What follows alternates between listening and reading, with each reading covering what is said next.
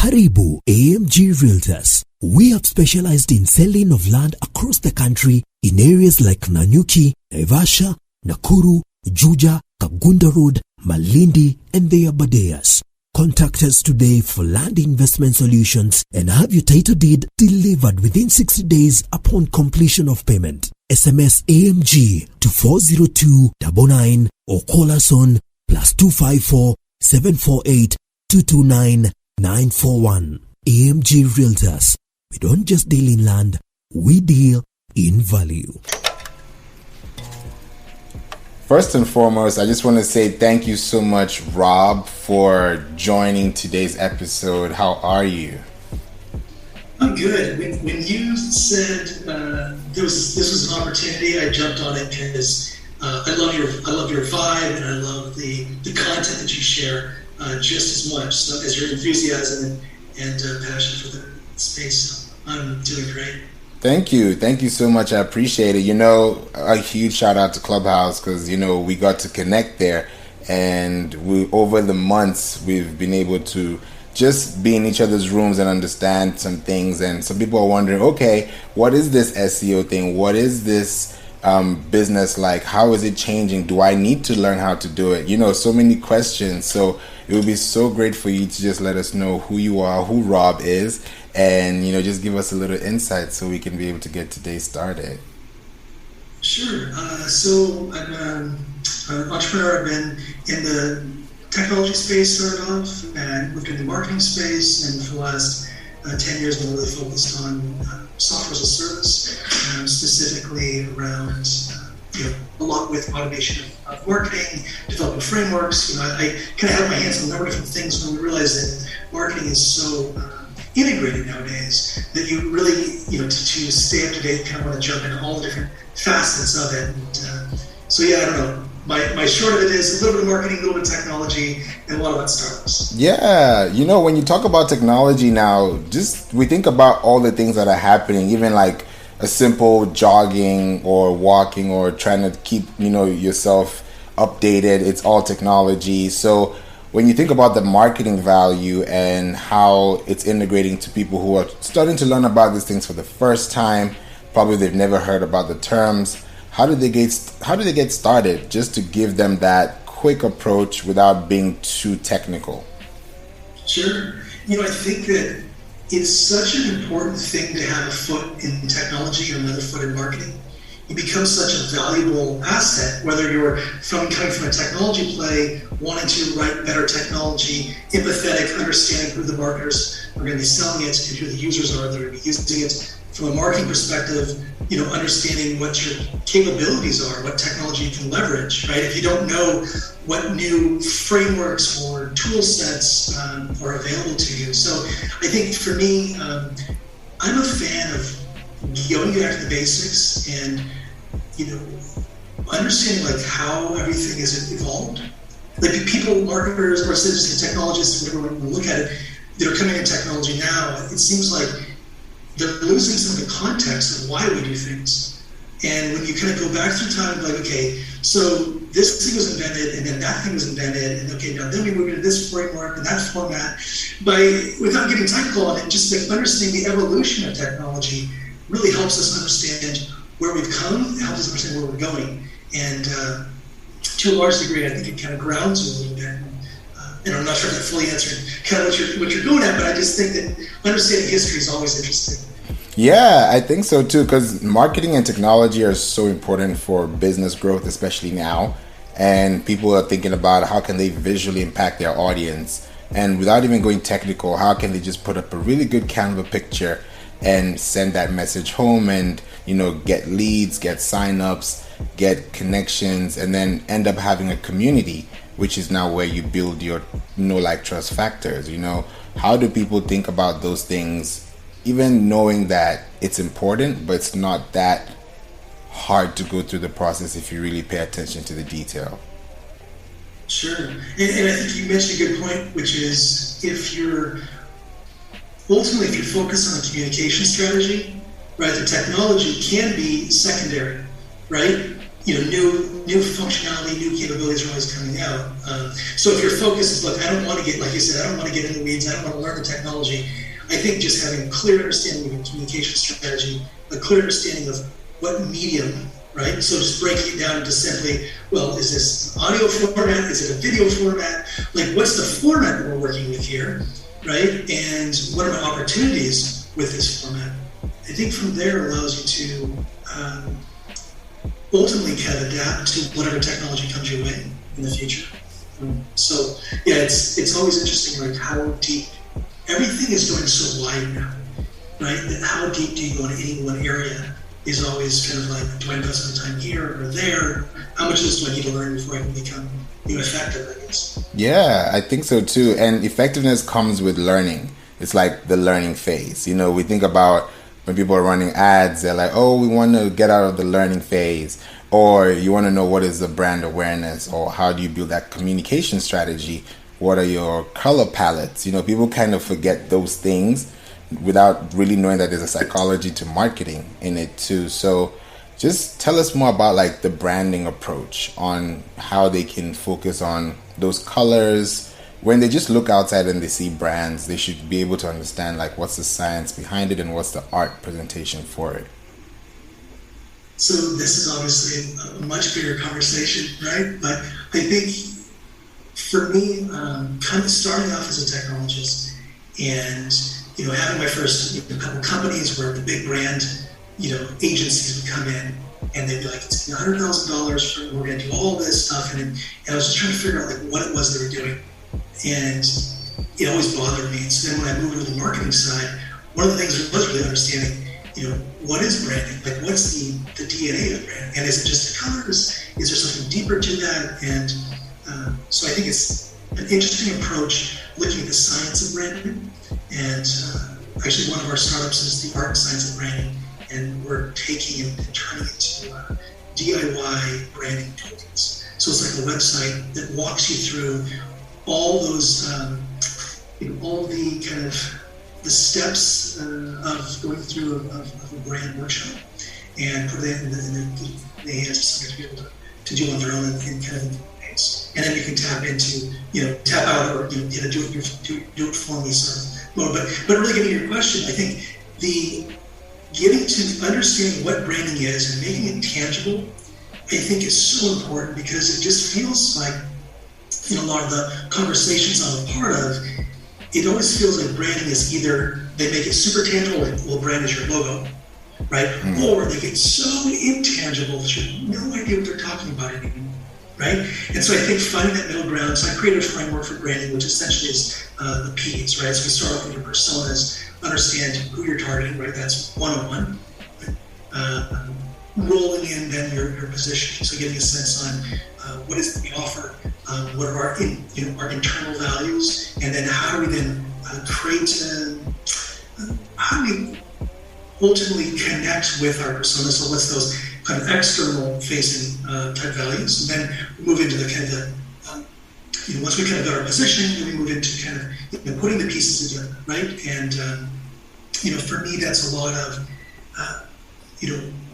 working through kind of the personality, right? So it's going to be the colors, the tone of voice. It's going to be really all of the more intangibles that are starting to form tangibles. And then finally, once we understand how we communicate, the words that we use, the colors, really kind of who we are as a personality, then we move into kind of that presentation layer. And then ultimately it comes down to how are we perceived. And that really is when it comes to, full circle is, are we actually connecting with our personas, with our audience? So, yeah, I don't know, that's maybe the long version of a short question, but I think making branding tangible, but still understanding the nuances is, I guess, the most important thing from my perspective for branding.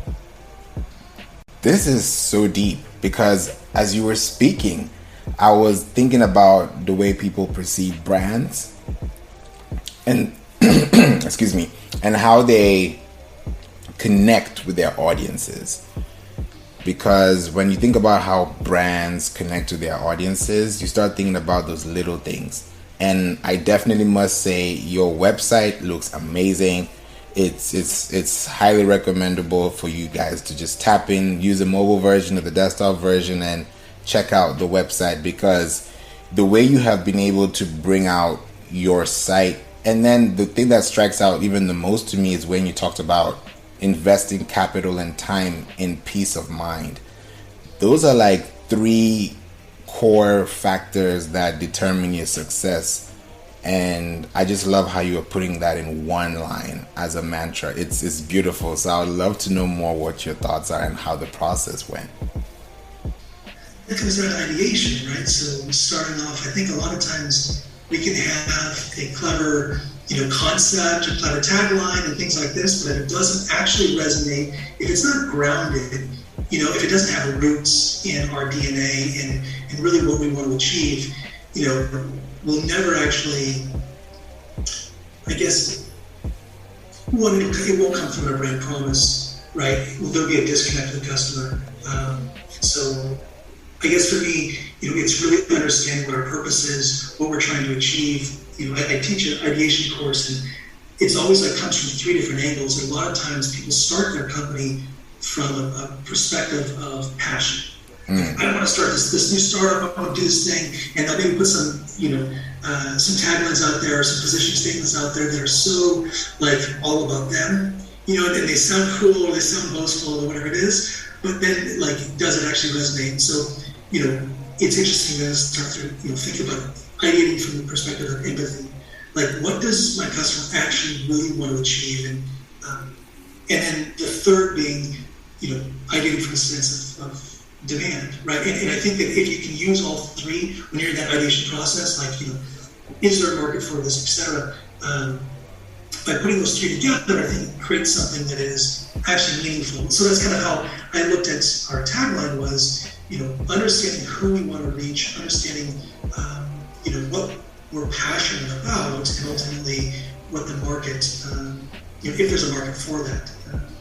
So that's, I don't know. Again, I keep wanting to go longer versions. I'm okay, reel it in, Rob. But, there's just this, ideation is another whole conversation that I'm so passionate about. And, I just think that there's sometimes not enough emphasis in the why, and we overblow why, because since Simon said 10 years ago, whatever it was, we overblow the concept of why. But I think it's just so important of really connecting with what we're trying to achieve, and how we can do that more than just profit and demand state, or how we can do that more than just I want to do this, I'm passionate about it, but really connecting with with what we're our missional side, I guess, what we're bringing to the table that serves the world more than serves self. Yes, I 100% agree with that, because that's the moment when you start to get feedback. And I got to, even over time, it came to me one point and I was like, wait a minute, feedback is the best currency for business. And it went a little deep, and I was like, okay, that says a lot. So you got to now think, okay, how do I get to that feedback? How do I get a feedback or some feedback? And when you think about simplicity and building that complexity behind it, is really where you get to see that direct workflow. And I just love how you're able to say that and put that in one sentence, or even one line for that matter. Oh, praise God. Thank you for that. Yeah. I think that comment on feedback, this has been something that has always fascinated me, which is really thinking through the blind spots, right? And businesses have blind spots, people have blind spots.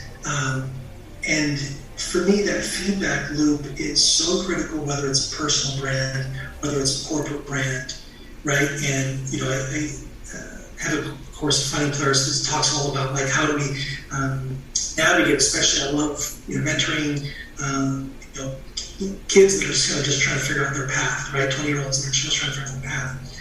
And that's one of the exercises we do is actually a method called the Johari window model. And it literally is like an exercise, and a series of exercises that help us start closing out the blind spots, the part that we're not seeing, right? And I think there's so much anxiety, for me anyways, about the stuff that I don't see, the stuff I don't know. And, people giving candid feedback or having mechanisms for feedback loops, like that makes a world of difference in interaction, in marketing, and product ideation and everything. So I love that you brought up feedback, because that really is such a critical tenet to successful marketing and successful interactions. Yeah, exactly. And when I think about it now, when you think about the corporate value and people who are building businesses, and they're always focusing, like you said, on demand and that demand supply ratio, but they forget that the people they're trying to connect with haven't given them any type of feedback to represent what they want. So it's kind of like you said, a blind spot. So people can't see that spot, but they need to, so that when they're able to, create those pathways, it's easier for them to understand from their perspective, knowing that they're beginning the process. Absolutely. And I think, speaking, I guess, specifically around, demand and whatnot, it's just so interesting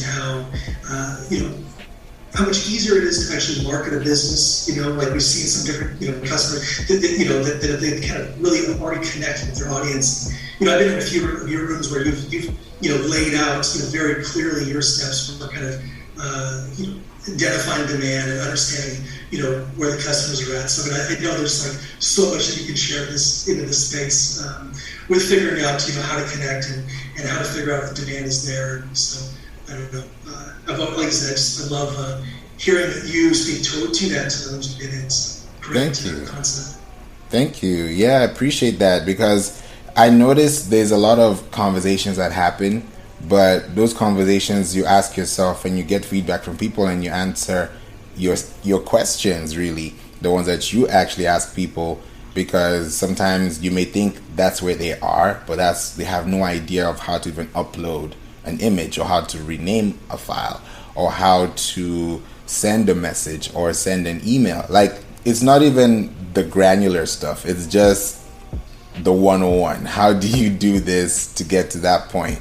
And it makes a lot of sense when I see people come back and say, I tried this, it didn't work out for me, then I tried it 6 months later and then it actually made sense.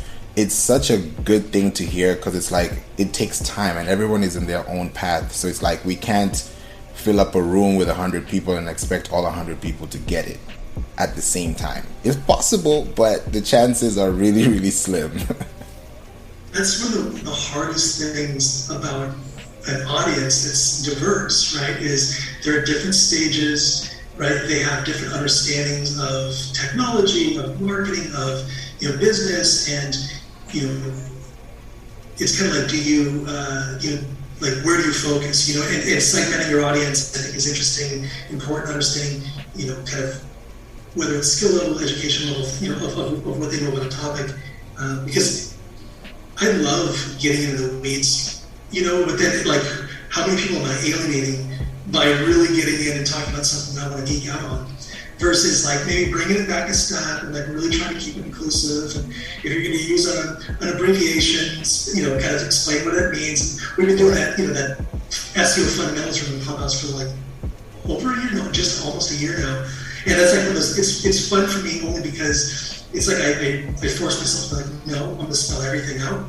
Versus what I normally do is just jump in and be like, let's get nerdy, So, yeah. It's crazy that you just mentioned this, because now it got me thinking. I was like, okay, the word SEO fundamentals is not just SEO fundamentals. There's so much behind that you could talk about topic A and topic B in one room, and by the time you come back on Friday, you're like, oh, I missed a whole class. Yeah, it's interesting. Like, and the term SEO is just a weird term anyway.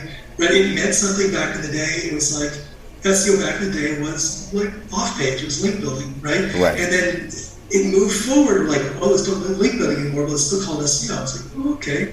But then they're calling SEO content, or they're calling it, user experience. They're calling it web design.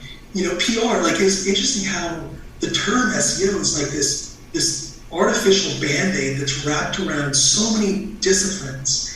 And I always just want to cut the band-aid, the rubber band, I should say, wrapped around those disciplines, and just say, look, let's just stop calling SEO anything other than off-page, right? Right. And let's just, look, let me train you to be a better copywriter.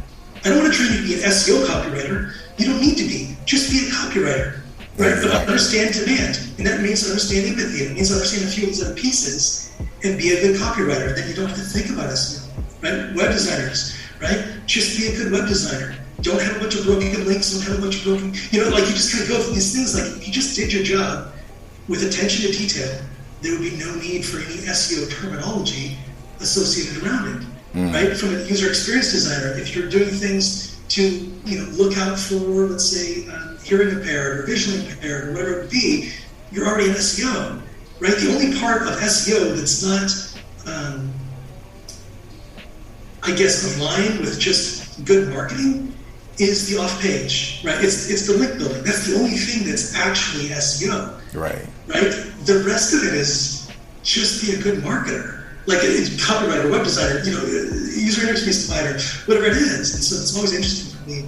And we're in these rooms, and people, you can tell the term SEO has been abused for so many years. That if you come in as a copywriter, you're like, SEO is just content.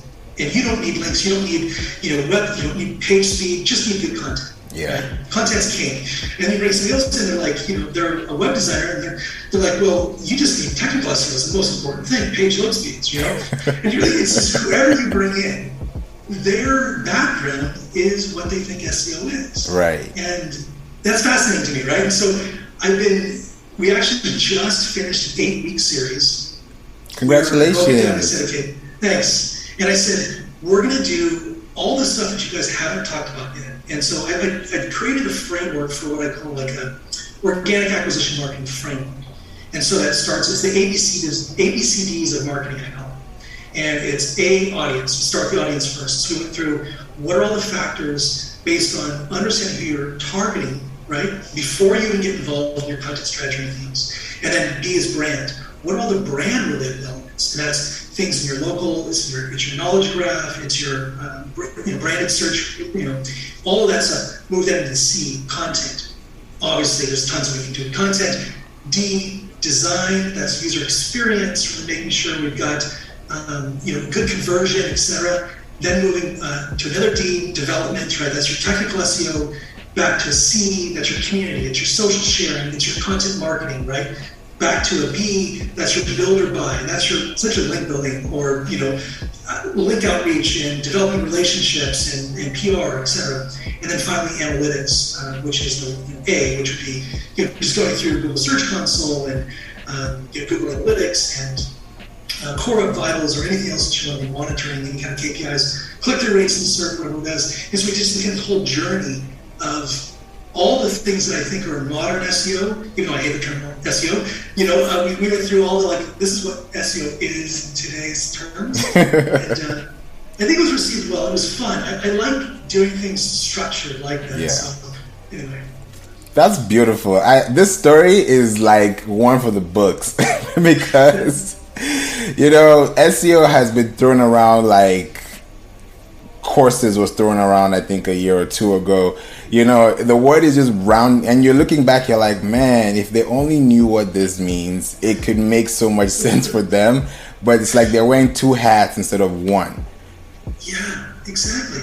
Or 5 hats, 8 hats instead of 1. Yeah. Yeah, and that's what I always love. Yours just simple approach to look, focus on the basics, focus on, here's the stuff, that's why I always love your kind of approach to getting in and just the advice that you give, I think. And there's too often we're caught up in terminology, yeah, right? And then we use the special terminology because we want, semantic web or semantic comments. It's like you could just call it what it is if you wanted to, or you get into all these kind of schemas, this and all this, and they have names. They should call it names, but my point is sometimes.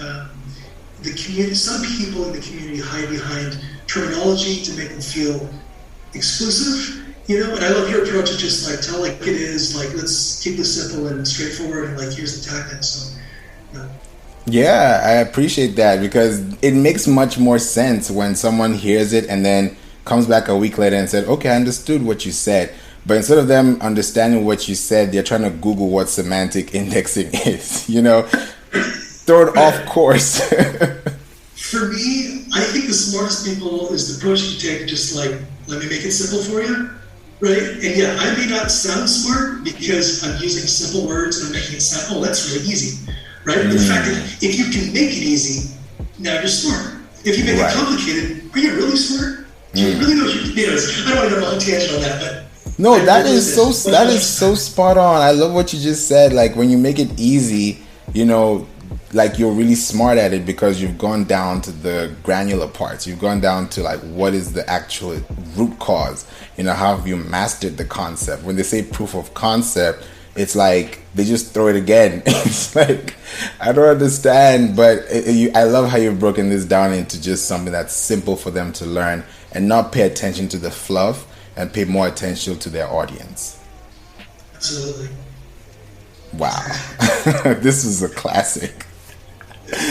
Wow. You know, just based on your experience and what you've done, could you give us like one example or one scenario that, you know, you had to work with a client or someone that was talking about SEO and they didn't understand it, you know, but once you go them through the process, they're like, okay, now I see what that means in my terms or in my jargon.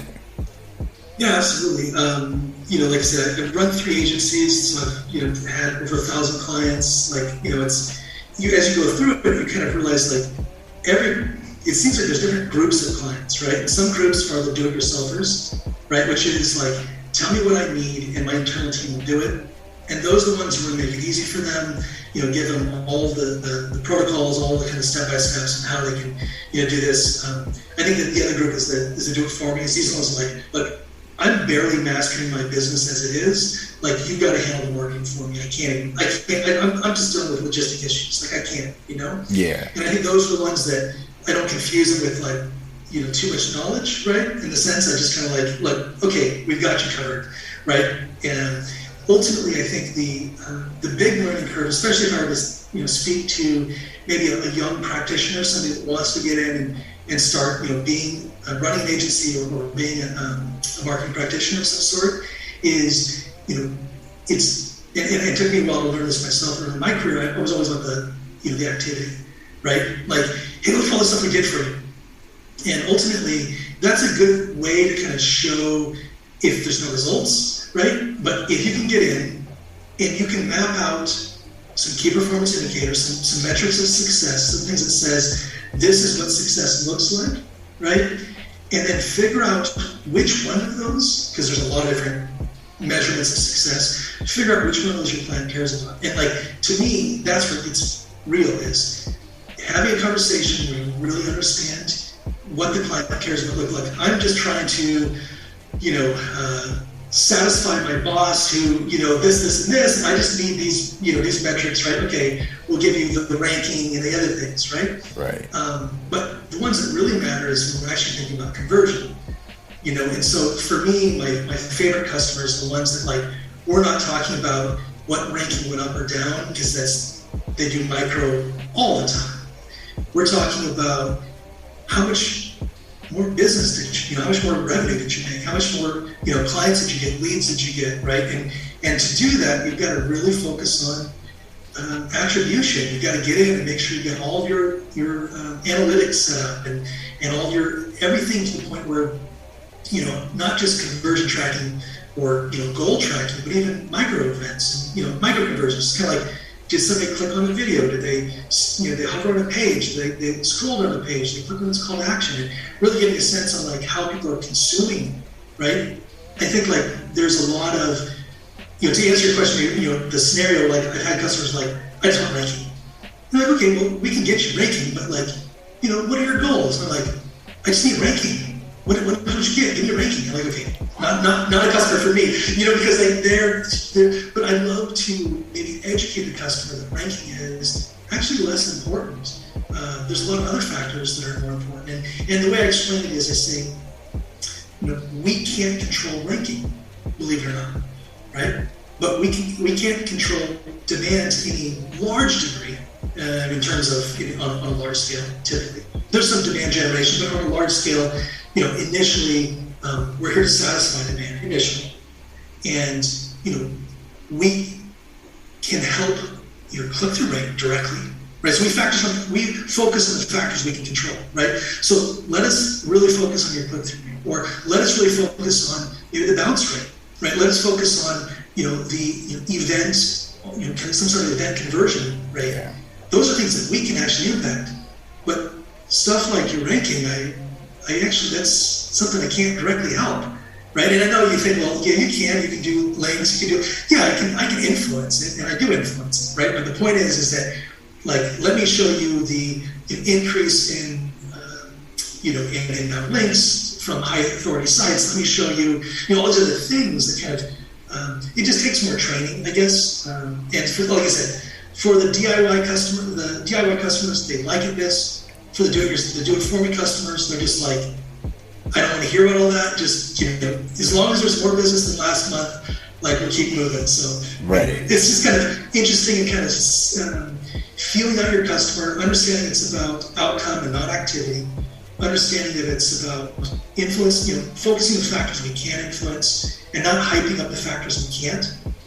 Because I've been in instances with major customers where we went through algorithm changes and there was nothing I could do, right? And they're unhappy. But I'm saying, look, this is just a change, like the SERP changed, right? And all of a sudden you got bumped because now there's a knowledge panel in here. Now there's this whole idea that, like, stuff moves, stuff is dynamic, and let's respond to that. But anyway, it's longer, I guess a longer piece as well.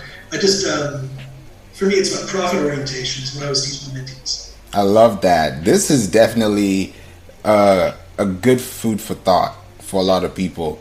Just to sit back and ask themselves, okay, am I spending money on an SEO course, or am I spending money on a result that's going to give me more business? It's like, it's a direct question, but people get too complicated in the mix,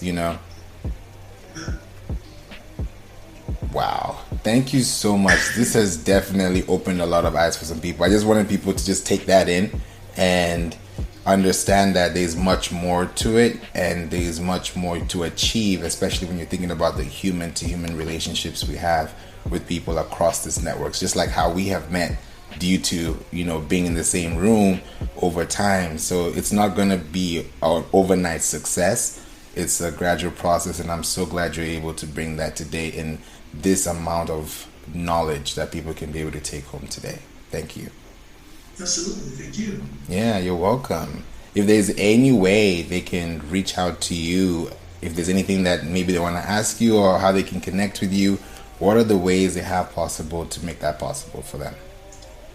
Yeah, so I have a student program and a mentee program. And my student program is open to anyone that wants to. It's bit.ly/Rob-introduction. They can learn more about me and have links to all my courses. All my courseware is free. I believe in true mentorship, which is always free. And so there's no upsells, there's no funnels, just everything is free. And so they can access all my contents. And then, there's a lot of exercises and things in the content. And I'm always happy if somebody wants to reach out and ask a question, and happy to answer questions. And, if the questions get more and more, I'm always happy to address more. But yeah, for now, I'm easy to get a hold of. My email is just rob@Bertholf, BERTHOLF.com. Or check out my courseware, and happy to connect in time. Amazing. Thank you so much, Rob. This has been amazing. It's just a perfect time. So blessed to have you on our podcast show, and it's a real pleasure. So I definitely look forward to bringing you back, very soon, God willing, and we can be able to connect, and people can be able to enjoy this and reach out to you as well, just to give you their feedback as well, which is what we need, I appreciate that. Like I said, when you brought this opportunity, I jumped at it. I just really value everything you bring to the table, and your generosity of spirit, generosity of heart. The knowledge you bring is spot on, and just commend you for the heart that God gave you. Is really impressive. Thank you. I really appreciate that. Thank you so much. Have a wonderful day. I look forward to connecting with you, and definitely till we meet again on Clubhouse, right? Sounds good. I look forward to it. Thank you. Thanks, man. Thanks, man. Appreciate it. Yeah.